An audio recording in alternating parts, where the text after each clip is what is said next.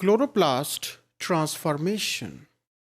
So most of the transformation, it is based that how nuclear DNA, it can be transformed, and foreign DNA, how it can integrate there. So mainly it is targeting the nucleus. But in case of chloroplast, the recently focused has been shifted to transform these organelles as well.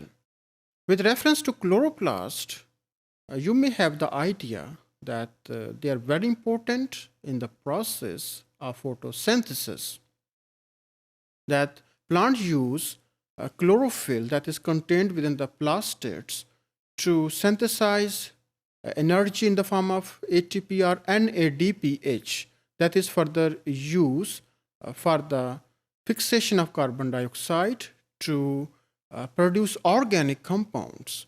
So this is the main function of the chloroplast, and when we take into account the number of chloroplasts per cell, it may be variable. Like in case of unicellular microorganisms like Chlamydomonas, which is a type of algae, it contains only one large chloroplast. But in most of the plant cells, like in case of a model plant, Arabidopsis, here the number of cells, it may be, number of chloroplasts, it may be up to 1000. तो हम ये कह सकते हैं कि chloroplast का जो number है प्लांट सेल्स के अंदर ये बहुत ज़्यादा होता है. अगर इसमें हम ट्रांसफॉर्मेशन करवाएं तो इसमें जो जीन एक्सप्रेशन का लेवल है, अगर हम इसको कंपेयर करें न्यूक्लियर डीएनए से, तो ये अप टू 50% जो है वो हायर हो सकता है. Because chloroplast it has its own genomic material, and foreign genes can be integrated there, and we can get high expression, as I told you, that maybe up to 50% more as compared to the nuclear genome integration. The reason is that here the problem that in which orientation it is going to integrate, that is frame shift, it is not going to impact more or less, or in some other instances, another advantage is that there is natural containment of the foreign DNA.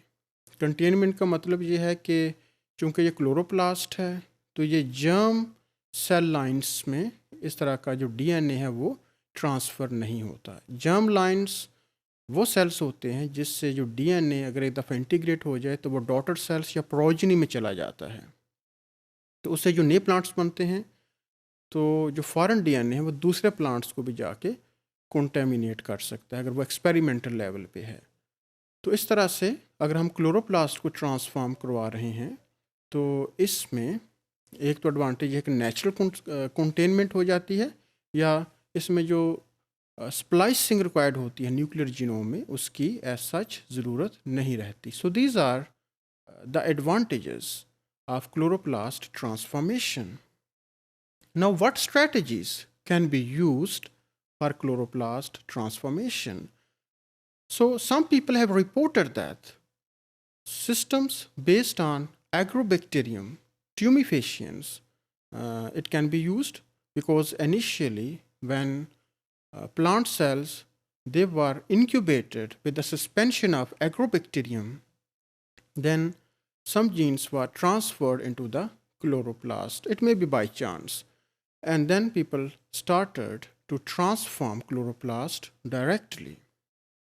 And here, the first cell that has been transformed, that is chloroplast, it belongs to algae, that is Chlamydomonas. And hopefully from your FSC course or metro course, you are well aware from this green algae. And its chloroplast is comparatively large, single part cell, occupying most of the area of the cell. So this chloroplast was used for transformation purpose. After that, in addition to agrobacterium, some other techniques like electroporation has also been used, and even polyethylene glycol mediated transformation of chloroplast, it has also been reported. And some genes have been used as selectable marker as well, and it may be called as AAD, that encode enzymes that can be detected as a selectable marker.